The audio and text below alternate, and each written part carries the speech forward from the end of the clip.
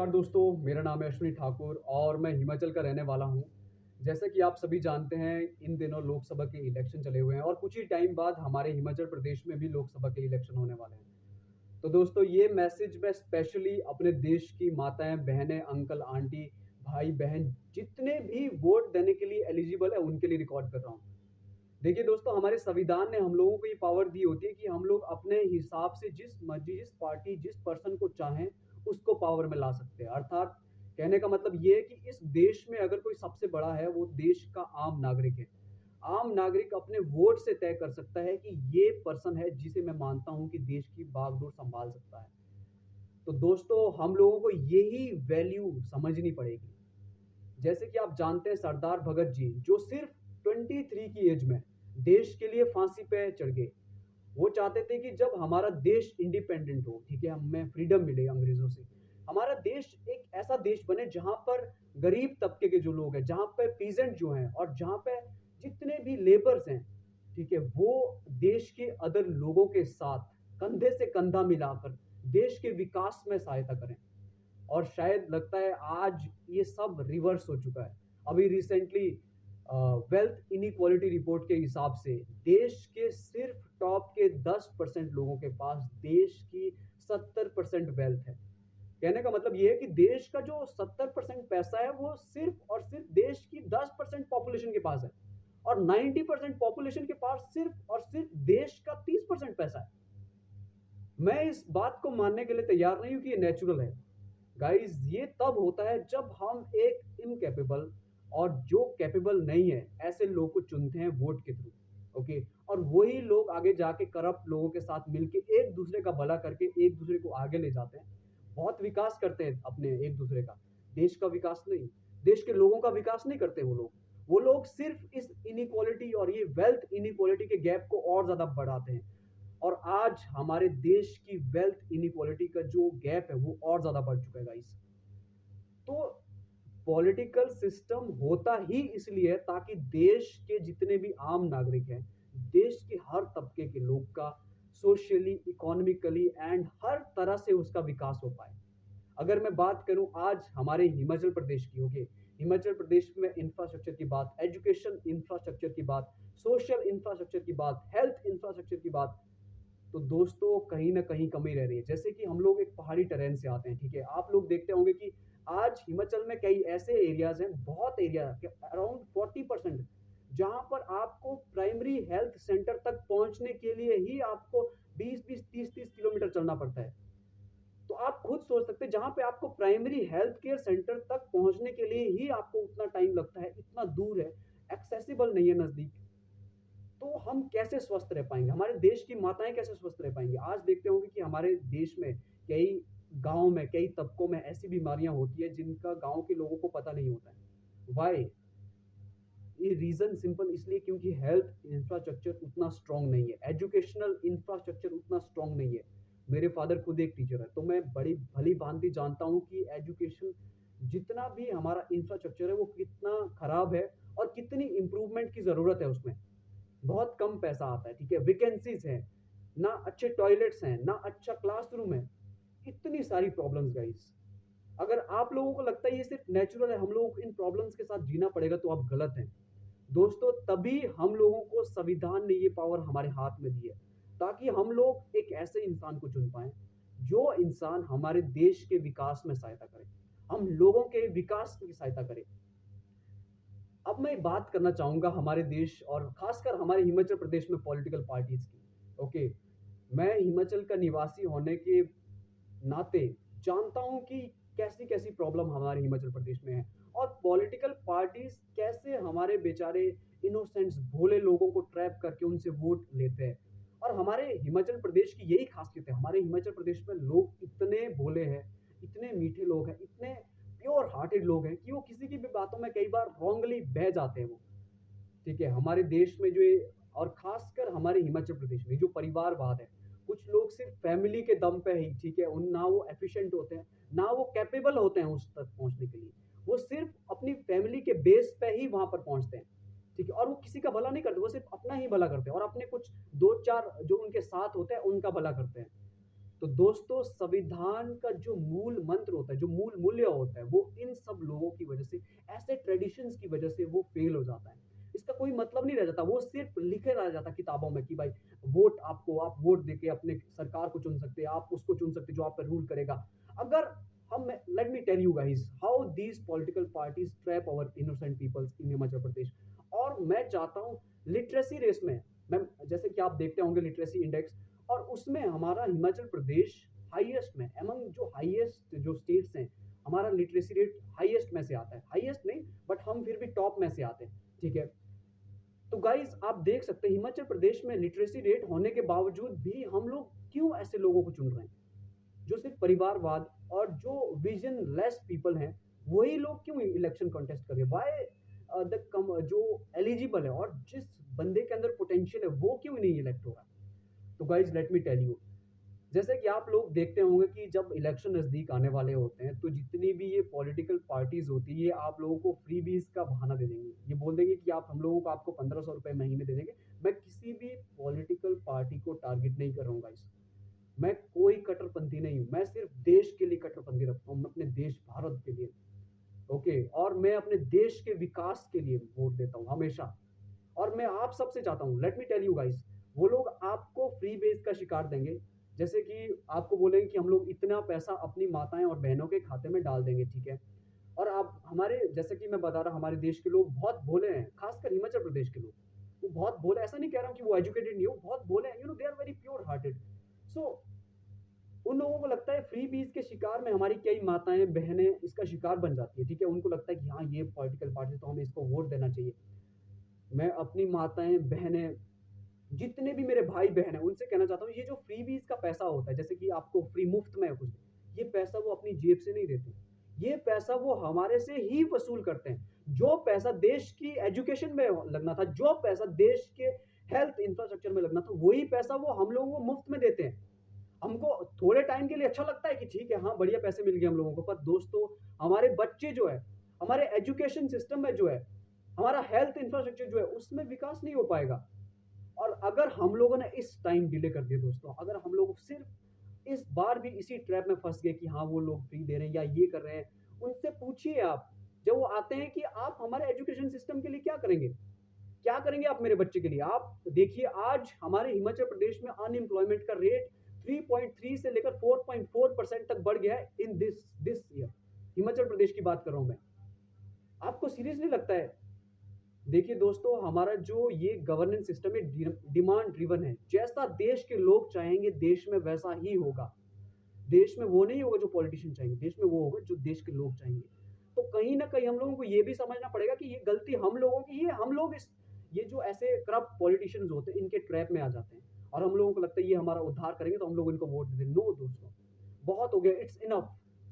Now let's know the value कि हमारे vote की क्या कीमत है, और हम लोग अपने हिसाब से एक ऐसे लीडर को चुन सकते हैं जो देश का विकास करेगा। सिर्फ और सिर्फ परिवारवाद और जो ये किसी के नाम पे वोट ले रहे हैं, इसके लिए हमें वोट नहीं करना, हमें देश के नाम पे वोट करना है। देश सबसे बड़ा है दोस्तों, देश रहेगा तभी हम लोग विकास करेंगे, ठीक है।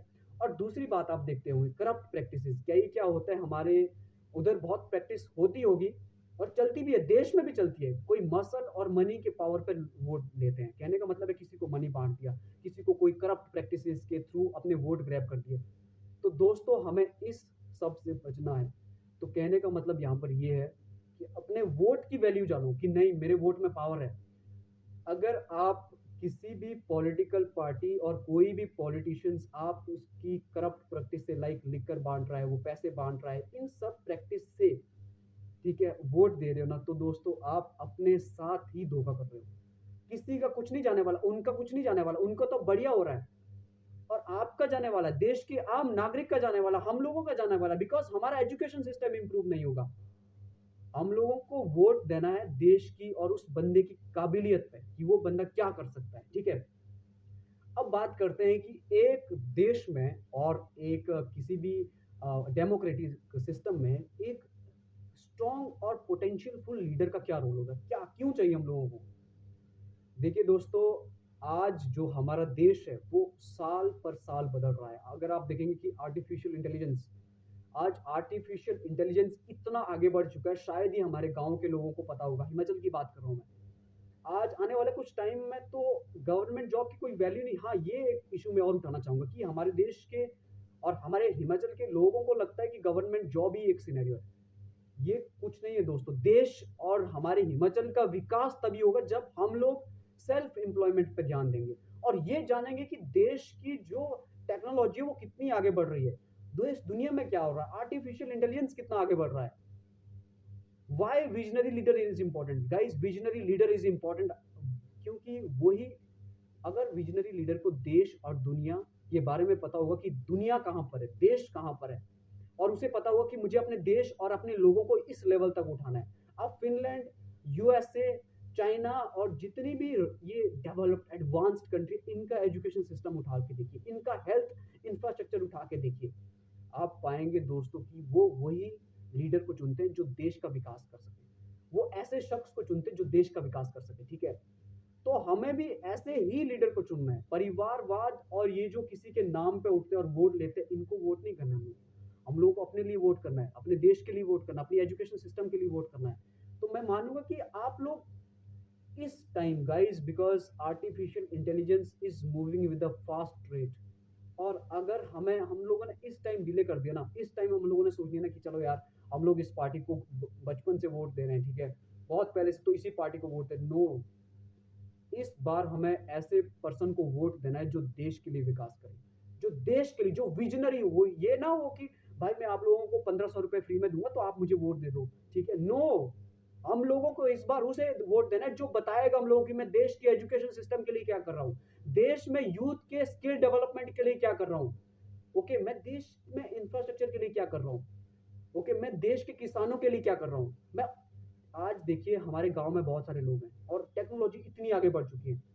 अगर हम टेक्नोलॉजी को देश के किसान, हर एक, जितने भी हमारे पिछड़े किसान हैं, जितने भी पिछड़े वर्ग के लोग हैं और क्षेत्र हैं, उन तक वो टेक्नोलॉजी पहुंचा देंगे तो उनकी प्रोडक्शन और उनके लाइफस्टाइल में बहुत ज्यादा इंप्रूवमेंट होगी। तो ये सब तभी पॉसिबल हो पाएगा जब हम एक कैपेबल लीडर को चुनेंगे दोस्तों, और ये पॉसिबल है जब आप लोग चाहेंगे, ओके। और दूसरी बात मैं करना चाहूंगा, एज अ यूथ और एज अ सिटीजन हम लोग क्या कर सकते हैं, मैं हिमाचल खास करके लोगों के लिए कहना चाहता हूँ। देखिए दोस्तों, इलेक्शन कमीशन ऑफ इंडिया ने एक ऐप लॉन्च किया है, सी विजिल करके, जिसमें अगर आपको कहीं भी कोई भी ऐसी प्रैक्टिस दिखाई देती है जिससे क्या हो रहा है कि election, free and fair election corrupt हो रहा है, कहने का मतलब कोई किसी को घूस दे रहा है, पैसे दे रहा है कि हाँ वोटिंग के लिए, ओके, आप उसकी इंफॉर्मेशन, उस सी विजिल ऐप है एक करके इलेक्शन कमीशन का, या एक पोर्टल है वो, उस पे आप अपनी इंफॉर्मेशन डाल सकते, कंप्लेंट डाल सकते, आपकी जितनी भी प्राइवेसी होगी वो बिल्कुल प्राइवेट रहेगी, कोई भी आपकी आइडेंटिटी को लीक नहीं करेगा। इलेक्शन कमीशन उस रिपोर्ट पे स्ट्रिक्ट एक्शन लेगा, ठीक है। तो एज अ एजुकेटेड यूथ, जैसा मैं आपको बता रहा था, हिमाचल प्रदेश में लिटरेसी रेट बहुत हाई है as compared to other states. तो मैं मानता हूं कि देश, हमारे हिमाचल प्रदेश का खासकर यूथ इतना कैपेबल है कि वो ऐसी करप्ट प्रैक्टिसेस को आइडेंटिफाई करके उनको इलेक्शन कमीशन पोर्टल पे डालेगा कि ये करप्ट प्रैक्टिस हो रही है यहाँ पे, इसके खिलाफ हमें आवाज उठानी है। और दूसरी बात, ये आफ्टर इलेक्शन हमारे लीडर चुन के आते हैं, ठीक है। अगर आपको पॉलिटिकल पार्टीज का छोड़िए आप, अगर आपको लगता है कि कहीं पर भी कोई प्रैक्टिस करप्ट है, करप्ट प्रैक्टिस हो रही है, ठीक है, कोई भी गवर्नमेंट ऑफिशियल कर रहा है, तो आप उसके खिलाफ आरटीआई फाइल करिए। आरटीआई आरटीआई के तहत आप जाइए कि मुझे इसके बारे में इंफॉर्मेशन चाहिए, राइट टू इंफॉर्मेशन, कि मैं इस काम के लिए कितना पैसा आया था, कितना यूज हुआ यहाँ पे, कितनी डेवलपमेंट हुई किसी भी डिपार्टमेंट में, आप पूछिए। टेक्नोलॉजी का फायदा उठाइए दोस्तों। आज वो जमाना नहीं रहा कि आपको लिख के देना पड़े, आप सिर्फ एक बटन से अपनी कंप्लेंट ले सकते हैं, दे सकते हैं, किसी भी इंफॉर्मेशन को जान सकते हैं। और तीसरी बात, इलेक्शन कमीशन ऑफ इंडिया हर साल, सॉरी हर साल तो नहीं, जितनी बार भी इलेक्शन होते हैं, हर बार के इलेक्शन में अपने पोर्टल पे लिस्ट जारी करता है जितने भी कैंडिडेट्स होते हैं, और उन कैंडिडेट्स के खिलाफ जितने भी क्रिमिनल रिकॉर्ड्स होते हैं, ठीक है, उनके खिलाफ क्रिमिनल केसेस दर्ज होते हैं। अपनी कॉन्स्टिट्यूएंसी में आपका जो भी लीडर उठे हैं, इलेक्शन कमीशन साइट पर जाइए, उनके खिलाफ जितने भी कंप्लेंट, क्रिमिनल कंप्लेंट आपके उनके खिलाफ दर्ज हुए, उनके बारे में सर्च करिए और देखिए कि कौन कितना करप्ट है, किसके खिलाफ कितनी कंप्लेंट दर्ज हुई है, वो सब देखिए और फिर मिल-जुल कर ये डिसाइड करिए कि मुझे इतना कैपेबल तो हर एक देश का यूथ है कि मुझे कहाँ वोट देना है अब। ये सब जान के मुझे कहाँ वोट देना है। ठीक है दोस्तों, ये सब पॉसिबल तब हो पाएगा जब हम ये जान पाएँगे कि हमारे हाथ में कितनी ताकत है। इस देश के आम नागरिक के हाथ में कितनी ताकत है। तो दोस्तों ये हाई टाइम है। इससे बेहतर मौका हम लोगों को बार-बार नहीं मिलने वाला बिकॉज़ सोसाइटी इस पेस में चेंज हो रही है। हमारे देश की टेक्नोलॉजी और देश दुनिया इस पेस के साथ टेक्नो चेंज हो रहा है और अगर हम अभी भी उन्हीं करप्ट, नैरो माइंडेड लोगों को चुनते रहेंगे तो मुझे नहीं लगता हमारा विकास हो पाएगा। हमारा विकास मतलब देश का विकास। देश क्या है दोस्तों? हम लोग ही तो देश हैं। देश की जनता ही देश है। जब देश की जनता आगे बढ़ती है तभी देश आगे बढ़ेगा और देश की जनता तभी आगे बढ़ती है जब हम लोग ऐसे लोगों को चुनते हैं जो देश की जनता के बारे में सोचे, उनकी सोशल, एजुकेशनल हर एक डेवलपमेंट के बारे में सोचे। तो let's change guys, let's change this system और इस बार 2024 के लोकसभा इलेक्शन में हम अपने वोट की पावर जाने, ये ना सोचें कि ये पॉलिटिकल पार्टी को वोट देना है, मैं बचपन से दे रहा हूँ या मेरी फैमिली दे रही है। अपने हिसाब से इंडिविजुअल राइट होने के बावजूद आप डिसाइड करिए कि मुझे किस पार्टी को और ये परिवारवाद और जो भी इनकैपेबल अपने परिवार के दम पे वहाँ तक पहुँचते हैं, ठीक है? और उनको चांस मिल जाता है और लोग भी सोचते हैं कि हाँ, ये बढ़िया है। नहीं, मैं अपनी माताओं और बहनों से कहना चाहता हूँ, इन लोगों के ट्रैप में मत आइए। अगर विकास करना होता तो आज तक ये हमारा विकास कर चुके होते। हमारे देश की हमारे जितने भी गाँव में जितनी भी हमारी माताएँ होती हैं जिनको बहुत सारी मेडिकल इश्यूज़ होते हैं, इतना पैसा खर्च ना करना पड़ता उनको। अगर वहीं पे हर गाँव में छोड़िए आप अगर गाँव 2 गाँव में भी कहीं पे भी डिस्पेंसरी हो, एजुकेशन अच्छा हो, डिस्पेंसरी अच्छी हो तो वो छोटी बीमारी जो बाद में जाके बहुत बड़ी बीमारी बन सकती है, उसका इलाज वहीं हो सकता है। और ये सब पॉसिबल तभी हो पाएगा जब हम एक विज़नरी लीडर को चुनेंगे, ना कि उसको जो परिवार के दम पे वहाँ तक पहुँचाए। तो मैं चाहता हूँ और इस देश का हर एक नागरिक चाहता है और हम लोगों को इसके खिलाफ आवाज़ उठानी चाहिए। इसके खिलाफ आवाज़ मतलब इसके खिलाफ वोट। अपना वोट देश के विकास के लिए, किसी पॉलिटिकल किसी भी आदमी के लिए नहीं, देश के विकास के लिए, हम लोगों के विकास के लिए, अपने लिए, एजुकेशन सिस्टम के लिए, हेल्थ इंफ्रास्ट्रक्चर सिस्टम के लिए, जितने भी हर एक सिस्टम के लिए, देश के यूथ के स्किल डेवलपमेंट के लिए, देश के एम्प्लॉयमेंट के लिए, इन सब के खिलाफ हमें आवाज़ उठानी है और हम लोगों को साथ में एक मिलकर, एकजुट होकर ये सब करना है दोस्तों। इसी के साथ जय हिंद, जय भारत।